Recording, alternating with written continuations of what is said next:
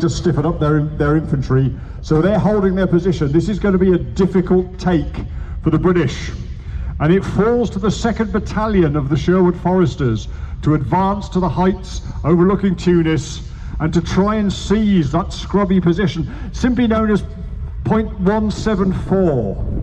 There's not a lot there, but there is a very determined group of Afrika Korps soldiers who are going to hold that as long as they possibly can. They know the Tigers are on their way. The Sherwoods have been told that heavy tanks from 48 RTR, heavy Churchills, are on their way to support them. But the Churchills haven't arrived yet. So it looks as if the Sherwoods are going to have to go in without armoured support.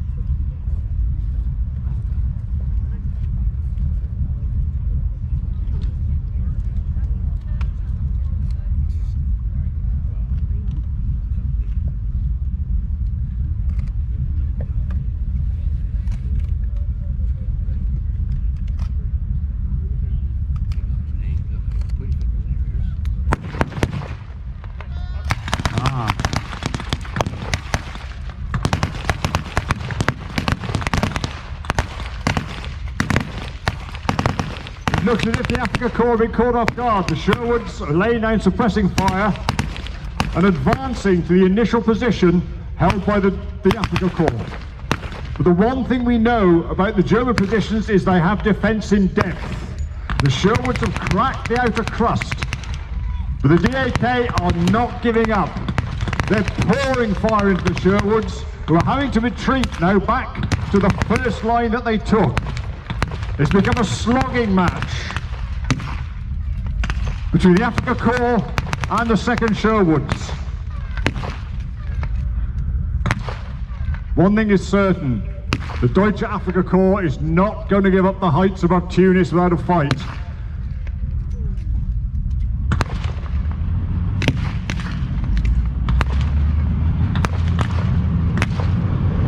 Now the heavies of 48 RTR still haven't arrived, but there is some initial arm support coming up for the Sherwoods. We can see here a Matilda 2 and an M3 Stuart. The Matilda earned herself the nickname the Queen of the Desert in the fighting against the Italians earlier on in the desert campaign. She's heavily armoured, mounting a 2-pounder gun, whereas the Stuart, more lightly armoured, a light tank, a bit quicker than the Matilda, mounting a 37mm, nicknamed by the 8th Army the Honey. British troops always call them Honeys, seldom if ever called them Stuarts. And they're managing to flank the Afrika Korps position. This could well swing the position now. Both sides are waiting for the heavies to arrive, but at the moment the Sherwoods have got the advantage. The DAK retreating again. This is not a rout, ladies and gentlemen. They know where they're going, they've got prepared positions, they're falling back to them. They are going to contest every metre of this ground.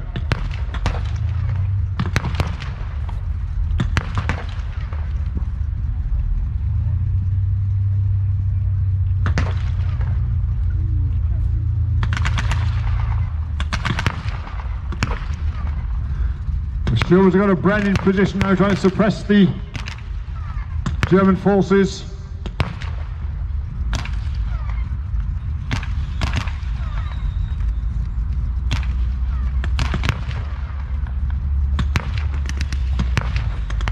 It's important they maintain the initiative. They've got armour support. They need to sweep this position clear.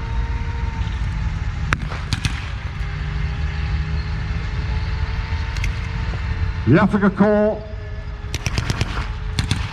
far more confident, and still no sign of the Churchills.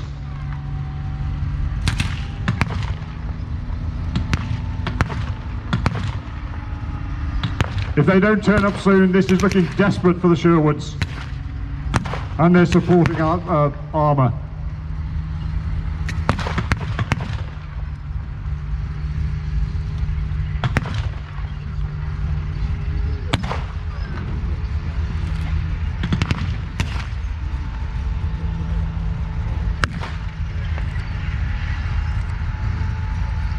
Just listen to the growl of that Maybach, ladies and gentlemen. That is a sound you do not want to hear if you're on a battlefield.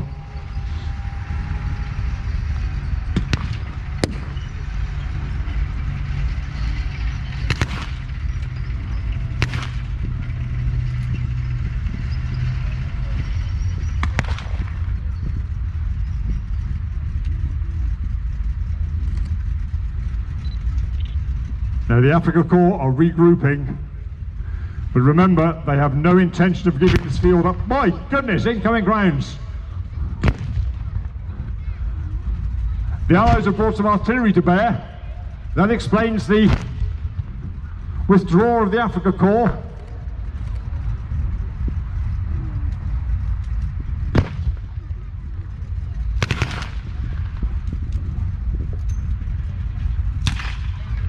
Oh my goodness, there we are. Those look like 25-pounders or possibly 5.5-inch gun howitzers,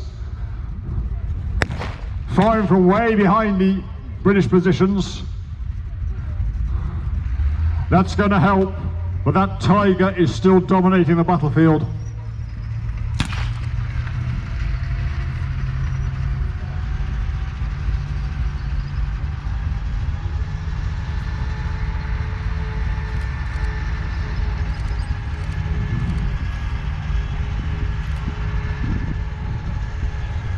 Come on, 48 RTR, where are you? This is not looking good.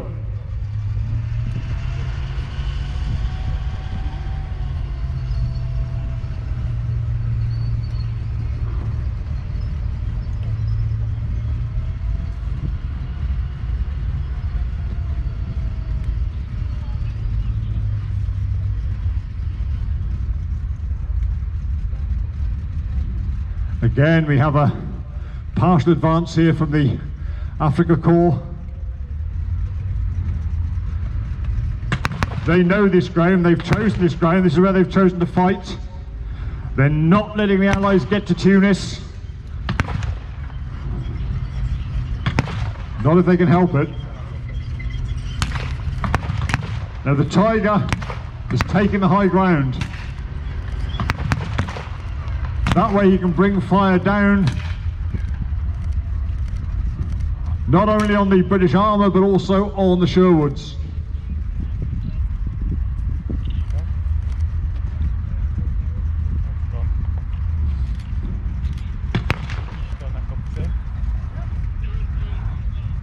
And still no sign of 48 RTR. Ah, now then. This looks like a gallant move from the Sherwoods. Sergeant John Oscroft is advancing with a Piat, a projector infantry anti-tank, in order to take on the Tiger.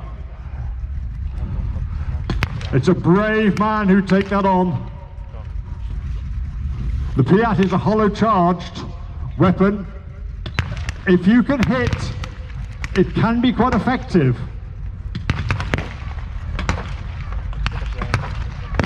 The show is pushing forward.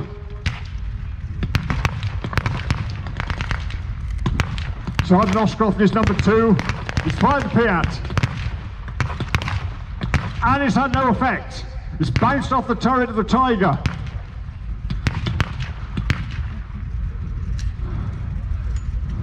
A very, very gallant attempt by a very gallant gentleman, but it served no purpose, I fear.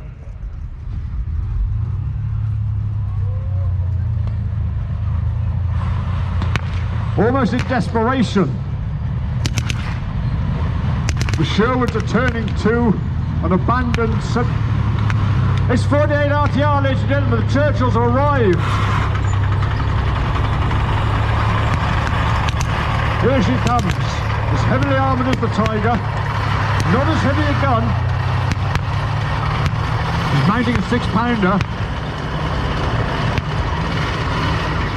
but this is a bit more equal now.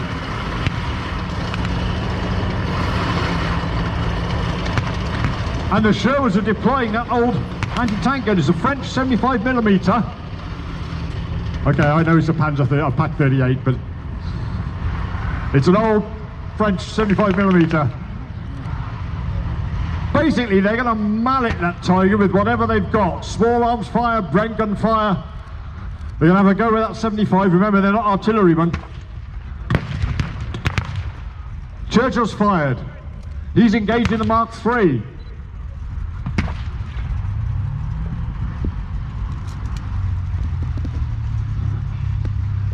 Looks like he's hit him.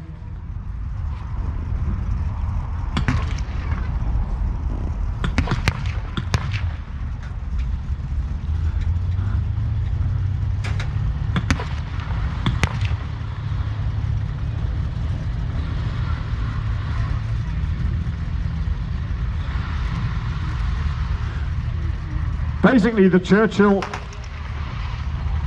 has much greater survivability against the Tiger, but his 6-pounder gun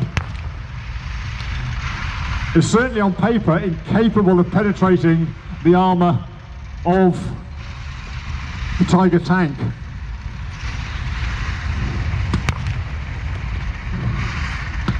What he needs is a lucky shot to try and disable that Tiger, or at the very least to persuade the crew to withdraw.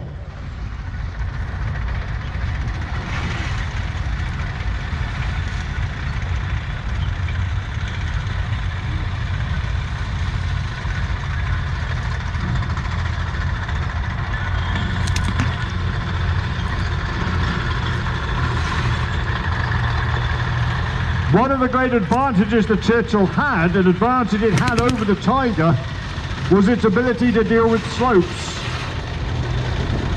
It can climb like a mountain goat, one of his crew said. And in the hilly country overlooking Tunis, this was a great advantage. It allowed the Churchill to appear in places which the Germans had frankly never believed the tank could deploy from.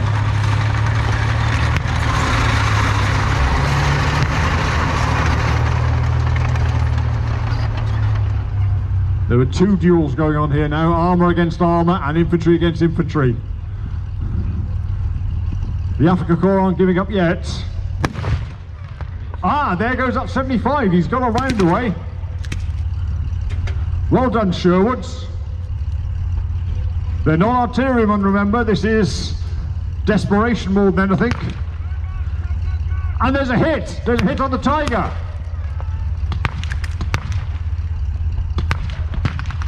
And the Tiger crew are bailing out, ladies and gentlemen. Somebody has got around it, and there goes the Sherwoods, look, they're on top of the Afrika Korps.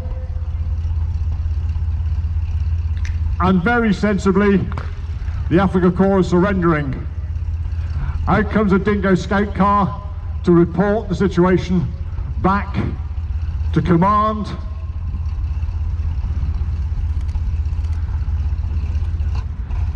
Initially, newspaper reporters argued that the Sherwoods had knocked out the Tiger with that captured French 75.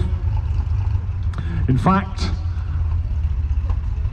Churchill's from 48 RTR and 142 Raw Tank Regiment had got shots onto the Tiger, had jammed the turret, splintered the loader's hatch, caused casualties in there, and encouraged the crew to bail out. The fate of the crew, ladies and gentlemen, is open to debate. The Sherwoods claim they captured them. 48 RTR claimed that they were shot down as they were attempting to escape. We have no clear evidence as to what happened to them. They disappeared into the fog of war in the heights above Tunis.